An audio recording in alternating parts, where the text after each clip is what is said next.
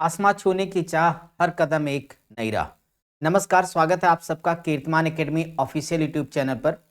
Management history fact file के आज 10वें अंक में आप ले लेकर के हाजिर हूं उत्तर वैदिक काल से जुड़े हुए महत्वपूर्ण तथ्यों को, जो कुछ ही मिनट में आपका पूरी चीजें रिकॉल करा देंगे, जो खास खास पॉइंट हैं। तो फैक्ट फाइल के बारे में कुछ भी बताना नहीं, सीधे शुरू करना है।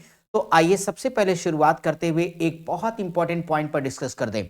स्टूडेंट, आप सब जानते हो कि जब भी हम बात करते हैं डायरेक्शन की यानी दिशाओं की, तो आपका ये उत्तर वैदिक काल से जुड़ा एक महत्वपूर्ण प्रश्न बार बार आपके सामने आता है।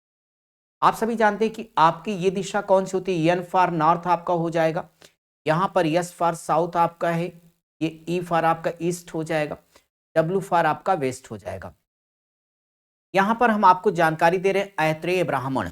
ऐत्रेय ब्राह्मण में राजा के जो अलग अलग के प्रकार बताए गए हैं उनको आप जानिए। कई बार आपने देखा होगा कि इस सेगमेंट से एक सवाल आता है, कई सारे स्टूडेंट का गलत हो जाता है, आपका गलत ना हो इसीलिए फैक्ट फाइल है। अब देखिए उत्तर दिशा में आप क्या क्या हमने क्लियर कर दिया आपका, कि क्षेत्र कौन सा ये बताया आपको, और वहां पे शासन कैसा था ये, और वहां के राजा की उपाधि क्या है। तो उत्तर दिशा में जो भी शासन करेगा तो वहां की शासन पद्धति क्या कहलाएगी, वैराग्य कहलाएगी। लेकिन उत्तर दिशा का जो राजा होगा, उत्तर दिशा के राजा को बोलेंगे, क्या बोलेंगे, कि विराट उसकी उपाधि होगी, यानी विराट कहा जाएगा। वहीं पे दक्षिण में देखिए जो शासन पद्धति उसकी भोज कहलाएगी, और दक्षिण में जो राजा शासन करेगा, राजा की टाइटिल या उपाधि क्या होने वाली है, भोज। राजा की उपाधि क्या हो जाएगी भाई, भोज हो जाएगी। इसके अलावा स्टूडेंट आप देखिए कि जो आपका पूर्व में राज्य करने वाला है, तो वहां पर शासन कैसा होगा, साम्राज्य होगा। लेकिन पूरब वाले को सम्राट कहेंगे, यानी यहाँ के राजा की उपाधि क्या हो जाएगी, सम्राट हो जाएगी। पश्चिम में जो शासन की पद्धति है स्वराज कहलाती है, लेकिन शासक आपका स्वराट कहलाता है बच्चों। इसके अलावा मध्य का जो क्षेत्र है वहां राज्य होगा, यानी इस वाले हिस्से में राज्य होगा, और यहां पर जो शासक होगा वो कहलाएगा राजा, राजा हो जाएगा। समुद्र पर्यंत यानी यहाँ शासन पद्धति क्या होगी, पृथ्वी का शासक, और इसकी उपाधि क्या हो जाएगी, एकराट, यानी जिसका चारों दिशाओं में शासन व्याप्त होगा बच्चों, वो कहलाएगा एकराट। तो एक बार मेरे साथ फिर से रिवाइज करिए कि उत्तर दिशा में जो होगा शासन पद्धति बैराग होगी, राजा को क्या बोलेंगे, विराट। दक्षिण में शासन पद्धति भोज है, अगर तो राजा को कहेंगे, भोज है तो राजा को भोज कहेंगे। पूर्व में साम्राज्य होगा, राजा सम्राट होगा। पश्चिम में अगर शासन कैसा है, स्वराज्य, यहाँ के शासक को क्या कहा जाएगा, स्वराट।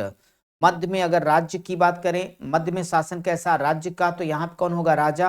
और समुद्र समुद्र पर्यंत अगर उनका एरिया है, तो यहाँ का शासन क्या हो जाएगा, पृथ्वी का शासक होगा, और पृथ्वी के शासक को एकराट कहा गया।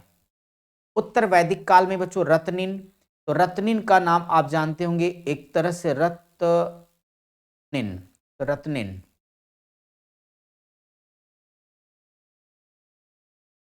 रत्निन लिख लेते हैं। चलिए, तो वास्तव में देखा जाए उत्तर वैदिक काल में कुल मिला के 12 रत्निन का जिक्र हमें मिलता है। तो इनके आप रत्न या टाइटल जान लीजिए, इनके कार्य या रिस्पॉन्सिबिलिटीज क्या थी वो जान लीजिए। उत्तर वैदिक काल में जो पुरोहित था उसका काम धार्मिक है, सेनानी का काम सेनापति का, ग्रामणी का काम गांव का मुखिया है, ये इंपॉर्टेंट है। संग्रहीता किसको कहते थे, कोषाध्यक्ष को। वहीं पे छत्ता का मतलब क्या होता है स्टूडेंट, द्वारपाल। इसके अलावा जो सूत होता है ये भी आपके लिए इंपॉर्टेंट होगा, ये रथ सेना का प्रमुख और राजकीय इब यानी चारण हुआ करता था। भागदुक या भागदुद, ये कर संग्रहकर्ता को भागदुक कहते थे। वहीं पे अछवाब का मतलब होता है आय व्यय का लेखा रखने वाला, और राजा के साथ जुए में साथ देने वाला। बनाता, जो प्रिय रानी होती थी राजा को, उसको बनाता कहते थे। परिवृत्ति का मतलब होता है पुत्र विहीन पत्नी, लेकिन वह धार्मिक कार्यों में भाग लेती थी। महिषी का मतलब पटरानी है। वहीं राजन्य का मतलब होता है मैत्रायणी संहिता में कच्छा यानी बढ़ई, और रथकार का उल्लेख भी रत्निन के रूप में किया गया है। किसके रूप में किया गया है, रत्निन के रूप में किया गया है स्टूडेंट। इन्हें राजन्य राजा कहा गया है।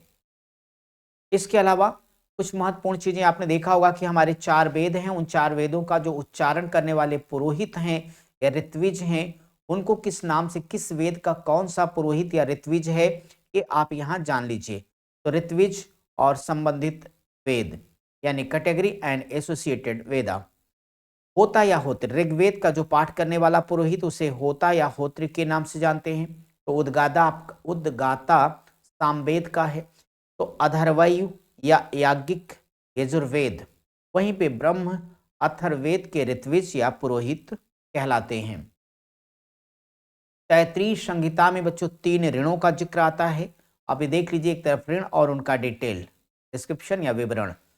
देव ऋण आपने नाम सुना होगा, देवताओं की कृपा से मानव योनि मिली है तो यज्ञ कर करके इस ऋण को चुका सकते हैं आप। ऋषि ऋण, गुरु से प्राप्त ज्ञान का वेदों का अध्ययन करके ऋण चुका सकेंगे। वहीं पे पितृ ऋण यानी धर्मानुसार विवाह करके संतानोत्पत्ति करके इस ऋण को चुकाया जाता है। इसके बाद तैत्रीय आरण्यक में वर्णित पंच महायज्ञ कौन कौन से, जरा इसे आप जान लीजिएगा। एक तो ब्रह्म यज्ञ या ऋषि यज्ञ, इसका मतलब आप समझ लीजिए प्राचीन विद्वान ऋषियों और गुरुओं हेतु यज्ञ किया जाता था। वहीं पितृयज्ञ का मतलब है मृत पितरों के तर्पण हेतु इस यज्ञ का संपादन किया जाता था। अगर हम बात देव यज्ञ की करेंगे तो यह देवताओं को प्रसन्न करने के लिए किया जाने वाला यज्ञ है। भूत यज्ञ का मतलब है, इसे बलिवैश्व देव यज्ञ भी कहते थे। नृ या अतिथि यज्ञ का मतलब है, अथर्ववेद में कहा गया है कि अतिथि जिसके यहाँ भोजन करता है वह भोजन के साथ साथ उसके पापों का भी भक्षण कर लेता है। तो बच्चों ये था आज का फैक्ट फाइल। हम आपसे मिलेंगे अगली फैक्ट फाइल में। यह अंक आपको कैसा लगा वीडियो के नीचे कमेंट करके जरूर बताइए, क्योंकि आपके कमेंट्स हमें मोटिवेशन के साथ साथ और बेहतर करने की प्रेरणा मिलती है। मिलते हैं अगली फैक्ट फाइल में, तब तक के लिए नमस्कार बच्चों।